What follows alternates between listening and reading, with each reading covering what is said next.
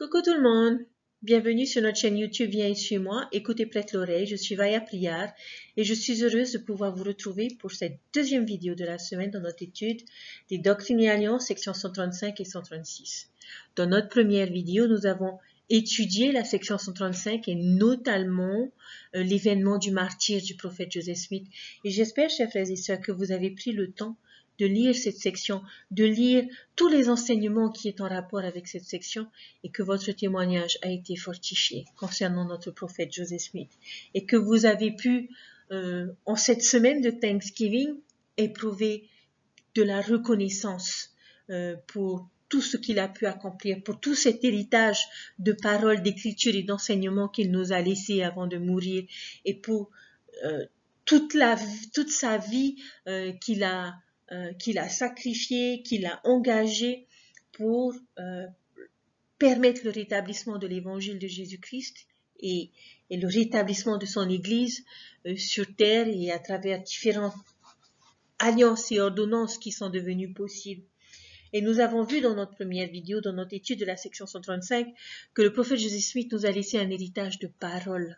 Et aujourd'hui, dans la section 136, chers frères et sœurs, nous allons étudier un autre héritage que je considère comme un héritage d'actes de foi. Nous connaissons tous l'histoire des pionniers et tout ce qu'ils ont pu endurer. Nous avons souvent eu à fêter les pionniers dans nos paroisses, dans nos pieux, pour nous remémorer tout ce que les saints de l'époque avaient enduré. La section 136 a été reçue par le prophète Brigham Young alors que les saints campaient à Winter Quarters. Le prophète nous a laissé cet héritage d'actes de foi. Les saints avaient déjà entrepris leur voyage en quittant Nauvoo et en traversant l'Iowa. Et nous savons combien ce périple à travers les différents récits, à travers les différents manuels que l'on trouve aujourd'hui qui sont à notre disposition, où nous découvrons l'histoire de ces saints, l'histoire de ces pionniers. Chers frères et sœurs, si vous n'avez pas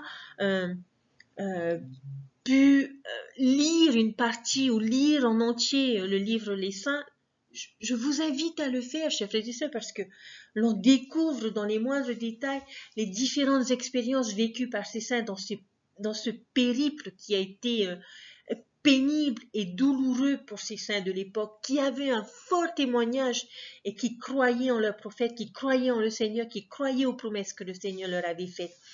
Ils ont dû affronter la pluie, ils ont dû affronter la boue, ils se déplaçaient à pied, ils se déplaçaient en charrette à bras avec juste le nécessaire qu'ils avaient besoin pour pouvoir faire cette traversée et pour pouvoir s'installer.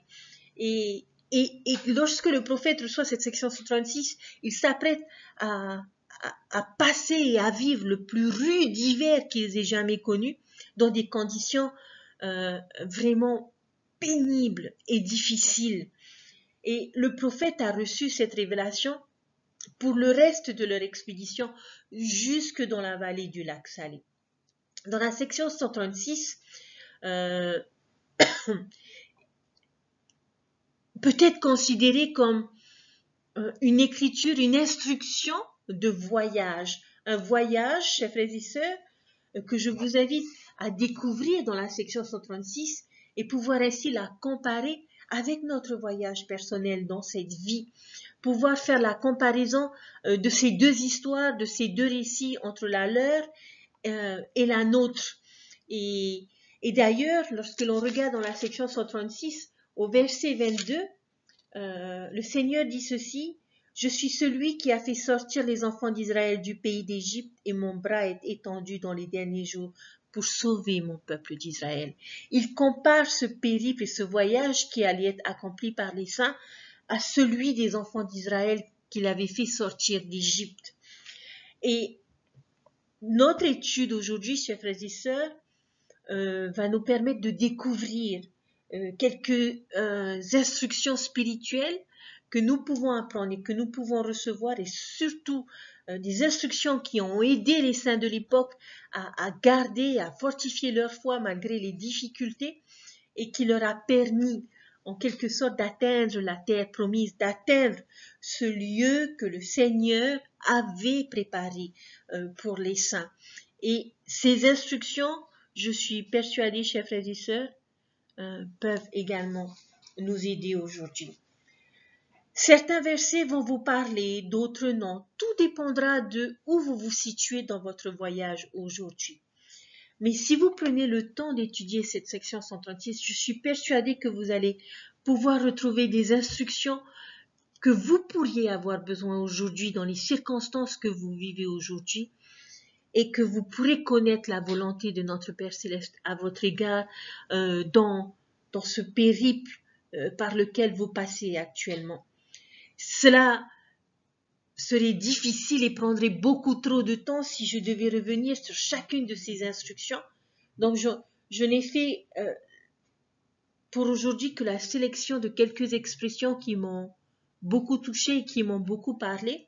Mais pour aller un peu rapidement sur ces différentes instructions, dans la section 136 au verset 1, le verset 1 nous encourage à suivre la parole du Seigneur et sa volonté. Le verset 2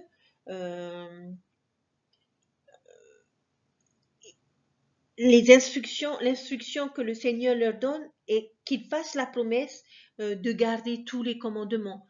Dans le verset 3, c'est de suivre les directives et les instructions des apôtres. Dans le verset 4, c'est d'honorer nos alliances et nos ordonnances. Dans le verset 5, c'est de se suffire à soi-même, de se préparer personnellement, de faire ce qu'il faut pour pouvoir entreprendre de notre voyage dans les meilleures conditions. C'est un peu un enseignement des instructions d'autonomie qui sont essentielles pour nous. Le verset 6 nous encourage à travailler dur de toutes nos forces. Le verset 9, le Seigneur invite les saints à préparer la voie pour les autres. Dans le verset 8, à prendre soin des pauvres et des nécessiteux. Dans le verset 10, à utiliser tout ce que l'on peut pour bâtir Sion. Dans le verset 11, être pur et fidèle. Dans le verset 17, ne craignez pas vos ennemis. Pareil, un peu plus loin, je crois, dans le verset 30, il leur dit à nouveau, ne crains pas tes ennemis, quelles que soient les circonstances, quelle que soit la méchanceté, les critiques que nous pouvons avoir dans notre voyage personnel. Le Seigneur nous donne l'instruction, nous encourage à ne pas craindre nos ennemis. Dans le verset 19, j'aime beaucoup ce verset, si quelqu'un cherche à s'agrandir et ne recherche pas mes instructions, il n'aura aucun pouvoir et sa folie sera manifestée. Donc, qu'est-ce qu'il nous dit? Il attend de nous que nous puissions grandir, mais en recherchant ses instructions. Donc, toujours en nous reposant sur le Sauveur, toujours en nous reposant sur notre Père Céleste. Le voyage va être difficile, il va y avoir des turbulences, mais vous inquiétez pas. Suivez mes instructions et quoi qu'il arrive, il ne vous arrivera rien. Dans le verset 20, il nous encourage à respecter nos engagements. Dans le verset 21, gardez-vous de faire le mal. Dans le verset 23, cessez de vous quereller. Dans le verset 24, cessez l'ivrognerie, donc il encourage et enseigne la parole de sagesse. Dans les versets 25 et 26, si vous empruntez quelque chose, rendez-le. Verset 27, être des intendants fidèles. Verset 28, trouver de la joie dans notre voyage. Dans le verset 29, bien sûr. Et j'ai beaucoup aimé ce verset. Si tu es triste, invoque le Seigneur ton Dieu en supplication afin que ton âme soit dans la joie. Oh, quel beau verset, chers frères et sœurs, parce qu'il y a toujours un moment dans notre vie où nous sommes tristes, où nous avons besoin d'être réconfortés. Et le Seigneur, une instruction simple, chers frères et sœurs, si tu es triste, agenouille-toi et prie. Dans le verset 31, se souvenir que nous devons être mis à l'épreuve, que nous devons nous souvenir que les épreuves que nous avons sont pour notre gloire. Ensuite, dans le verset 32, c'est apprendre la sagesse en nous humiliant et en invoquant le Seigneur. Dans le verset 33, à écouter l'Esprit. Et dans le verset 42, c'est pourquoi écoutez au peuple de mon Église et vous anciens, encore une fois, prêtez l'oreille ensemble, vous avez reçu mon royaume. C'est l'importance d'être diligent. Nous trouvons dans cette section, chers frères et sœurs, tellement d'instructions lorsque nous plongeons dans les Écritures qui ont été données par le Seigneur. Et franchement, je vous invite à lire cette section parce que elle est vraiment édifiante. Et elle pourrait, je suis persuadée, apporter à chacun d'entre vous les solutions, les choses qui sont nécessaires à être accomplies pour pouvoir retrouver peut-être la paix, la sérénité, pour trouver la force de surmonter ce que nous pouvons vivre dans notre vie. Toutes ces choses, prier, être diligent, ne pas craindre nos ennemis, obéir et suivre la voie de nos prophètes, nous les connaissons toutes, chers frères et sœurs. Et les enseignements que nous avons aujourd'hui, que nous entendons en conférence générale, que nous entendons dans nos leçons du dimanche, que nous entendons dans nos discours à la Sainte-Seine, nous enseignent toujours la même chose. Toujours la même chose. Les instructions du Seigneur n'ont pas changé. Nous pouvons parfois penser que ce que je vis aujourd'hui n'a rien à voir avec ce que mes parents ont vécu ou avec ce que mes grands-parents ont vécu. C'est faux. Dieu est toujours le même. Et quelle que soit la manière dont le monde évolue, les instructions du Seigneur sont toujours les mêmes. Et ce sont celles qui nous aideront, qui nous sauveront, qui nous donneront les solutions, qui nous donneront la force de pouvoir surmonter les épreuves, pour pouvoir apprécier le voyage. Et comme le Seigneur nous dit, trouver de la joie. Trouver de la joie en prenant soin des nécessités, donc c'est en servant, trouver de la joie en obéissant et trouver de la joie en écoutant et en nous tournant vers le Seigneur. Alors, dans ma vidéo d'aujourd'hui, comme je vous l'ai dit, j'ai juste relevé quelques expressions que l'on retrouve régulièrement dans ces versets et qui, pour moi, m'ont beaucoup parlé et m'ont permis de me souvenir de choses essentielles. La première expression, ou je dirais le premier mot que l'on retrouve régulièrement dans ces versets, dans la section 136, à commencer par, dès le verset 2, que le peuple tout entier de l'Église de Jésus-Christ des Saints des Derniers Jours et ceux qui voyagent avec lui s'organisent en compagnie.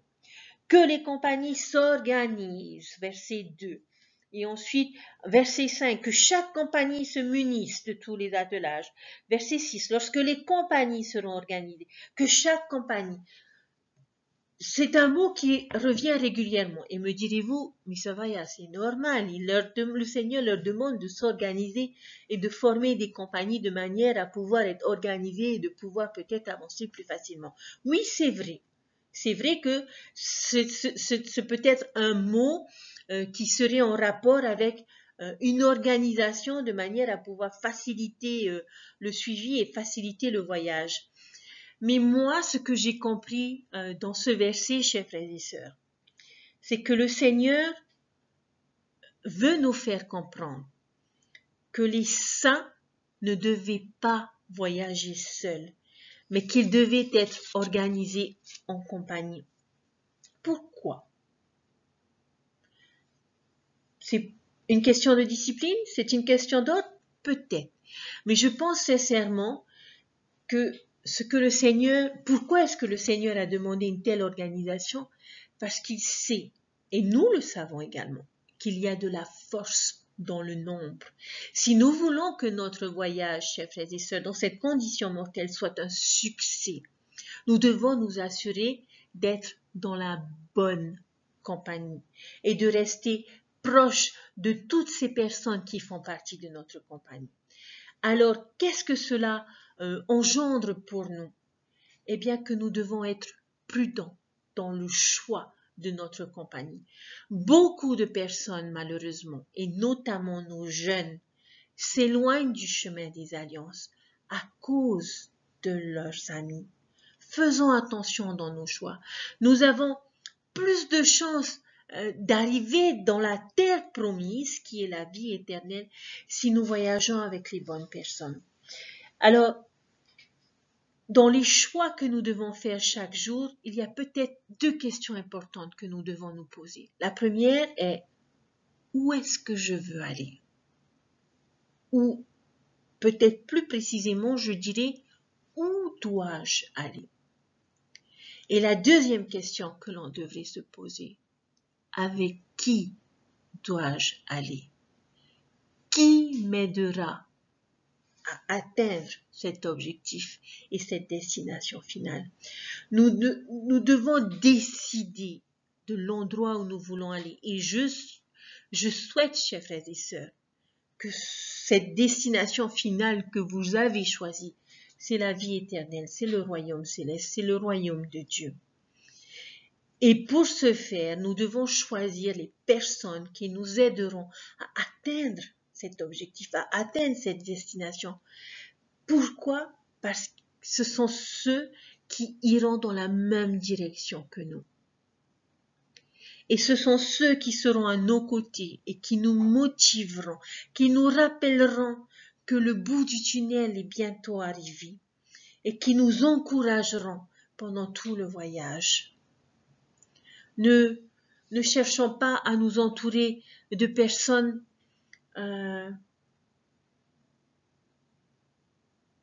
qui ne nous permettront pas d'atteindre cette destination finale, dans le fait qu'ils nous encourageront à faire des choses qui nous éloigneraient de Dieu. Je ne dis pas, chers frères et sœurs, que nos amis non membres ne sont pas de bons amis. Ce n'est pas vrai. Ce n'est pas ce que je suis en train de dire.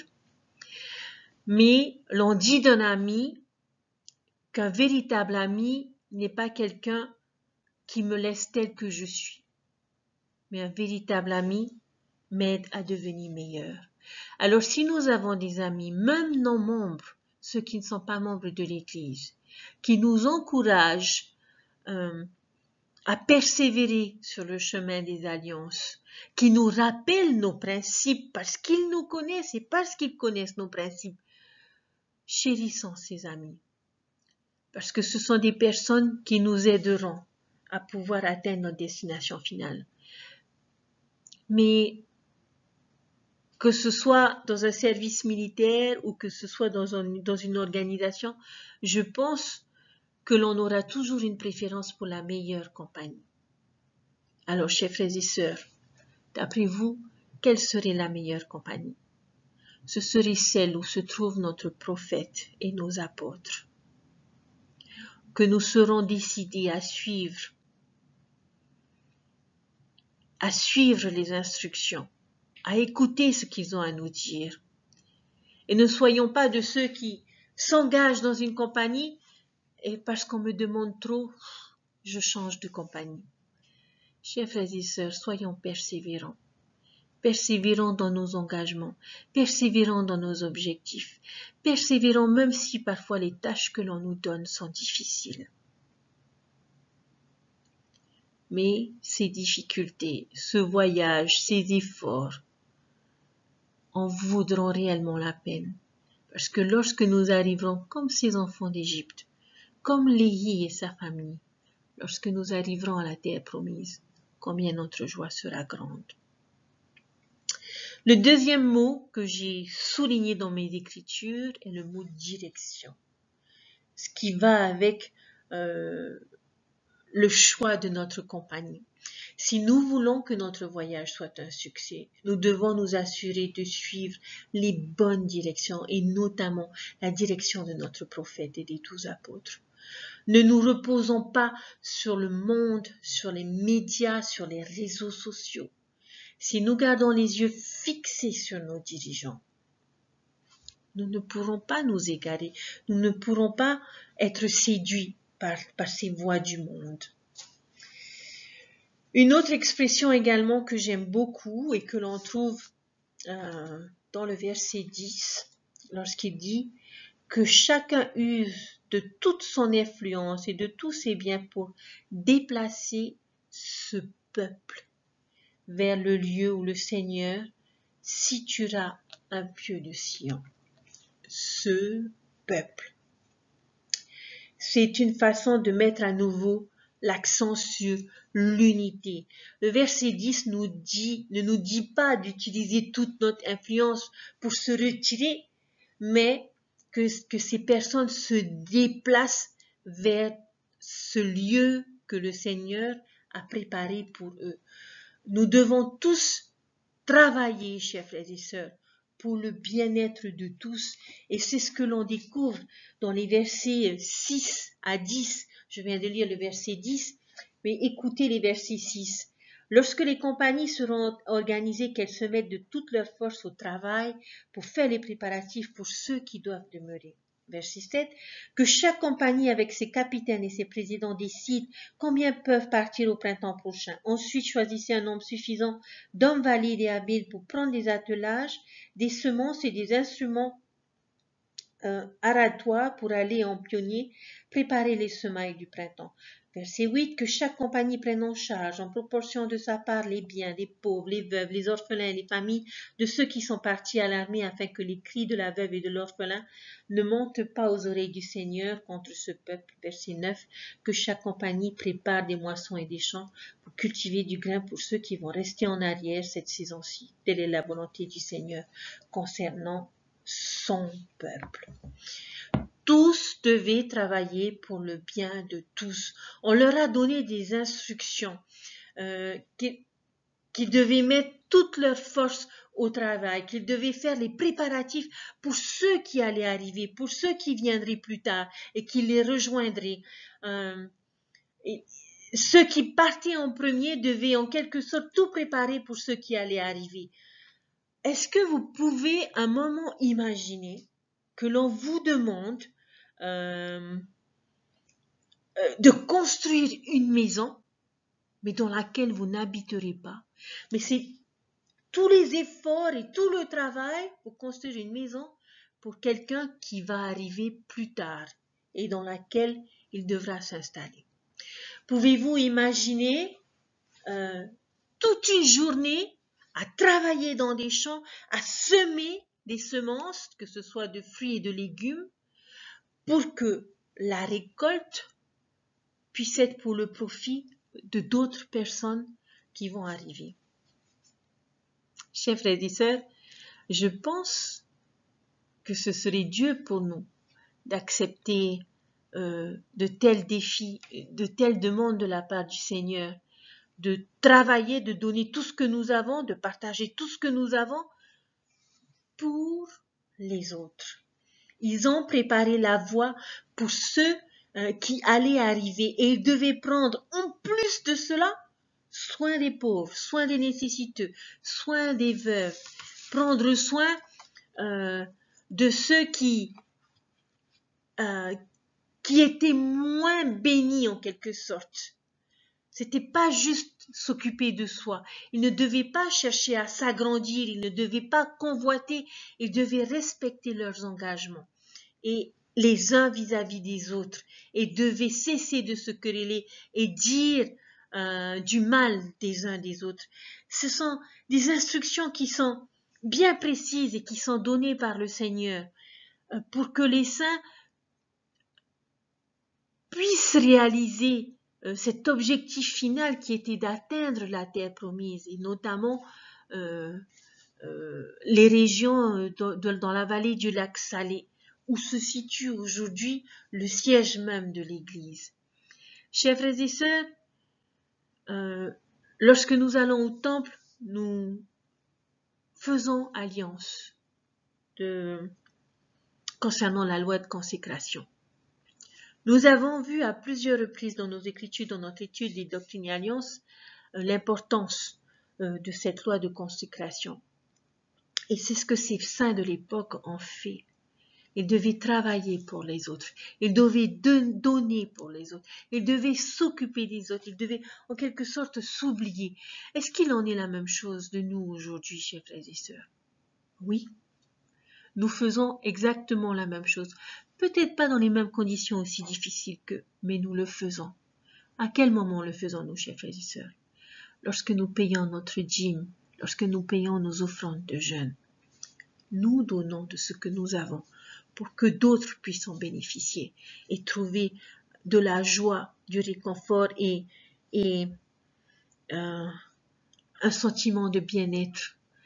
Nous le faisons également lorsque nous acceptons nos appels et que nous les magnifions, lorsque nous donnons le meilleur de nous-mêmes pour pouvoir préparer par exemple un jeune couple à aller au temple.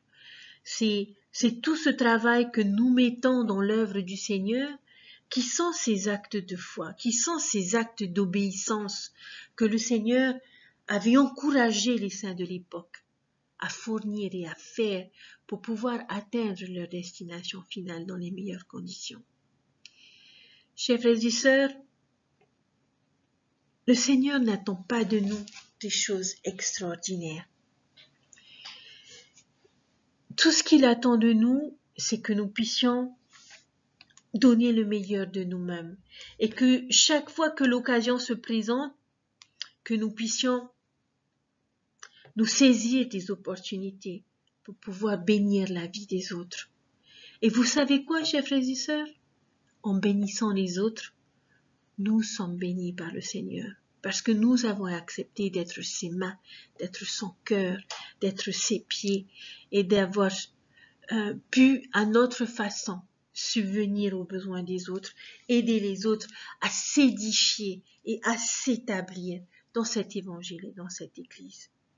Alors, chers frères et sœurs, chaque fois que l'occasion se présentera, j'espère que nous saisirons l'occasion et que nous ferons tout ce qu'il faut pour pouvoir aider d'autres personnes à trouver le chemin qui les mèneront à la terre promise, c'est-à-dire la vie éternelle.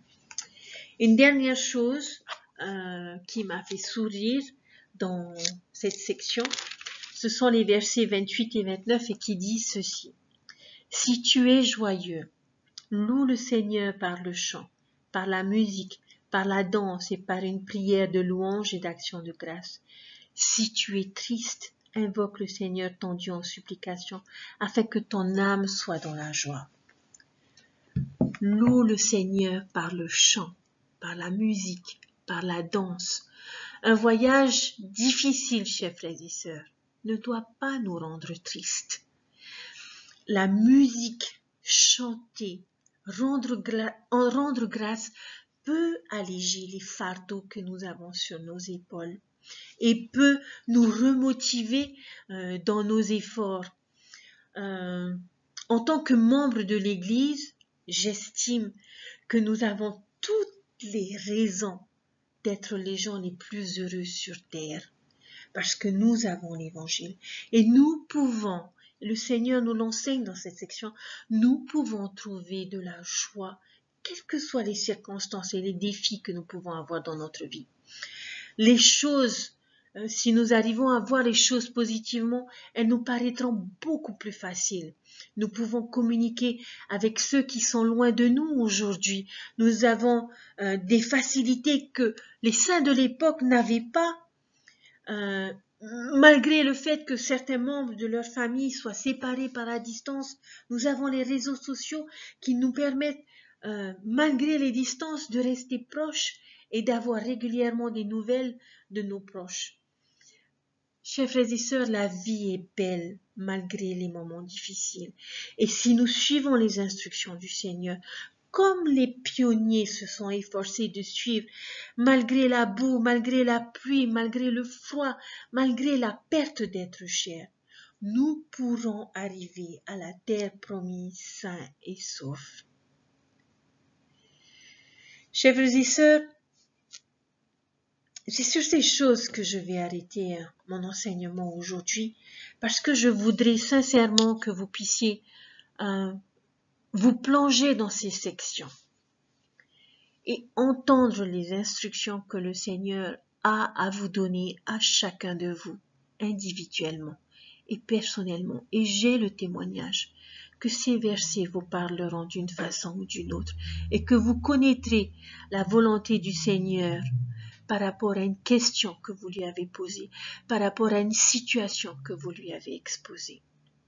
Parce que de la même manière qu'il a aidé les saints, nos pionniers de l'époque, il est en mesure de nous aider dans notre voyage, malgré les difficultés, malgré les montagnes, malgré les tempêtes, malgré les orages que nous pouvons rencontrer dans notre vie.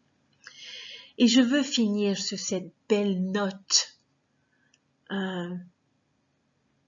où le Seigneur nous rappelle que malgré la pluie, il y aura un arc-en-ciel et il y aura toujours un soleil derrière les nuages.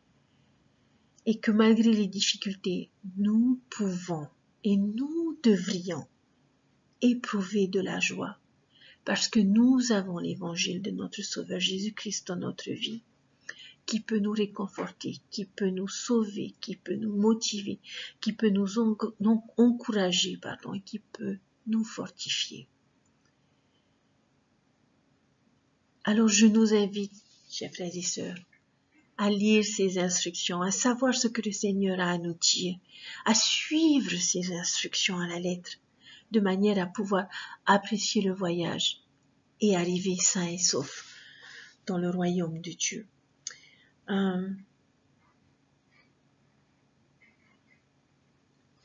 Je sais que Dieu vit et je sais qu'il nous aime.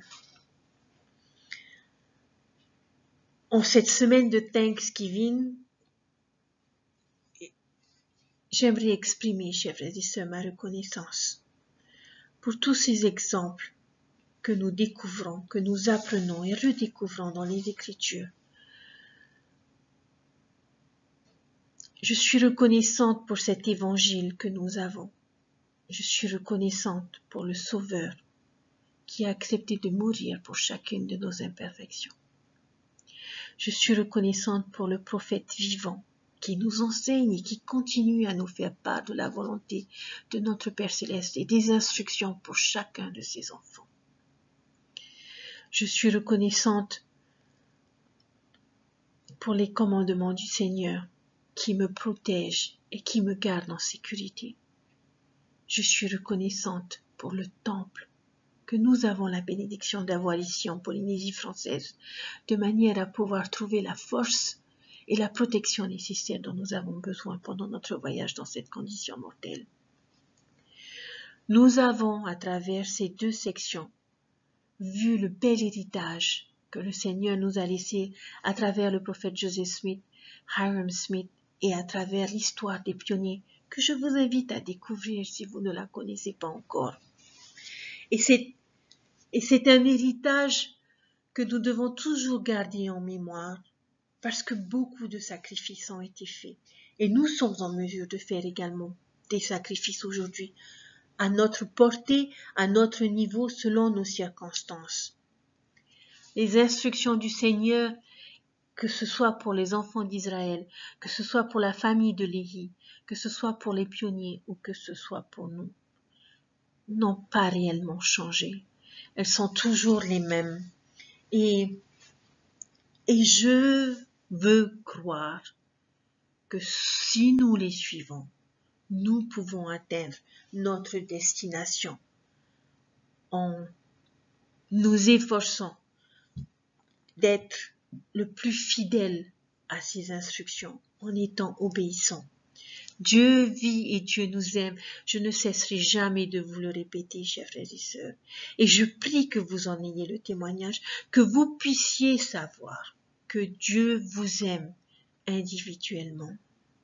À nos amis de l'Église qui nous suivent et qui écoutez chacun de ces partages et chacun de ces enseignements, j'aimerais vous dire que Dieu vit et qu'il vous aime et qu'il se soucie de chacun d'entre vous. Et qu'il attend de chacun d'entre vous que vous puissiez trouver la force le désir de pouvoir trouver la voie, les alliances et les clés qui vous ramèneront auprès de lui. Regardez autour de vous.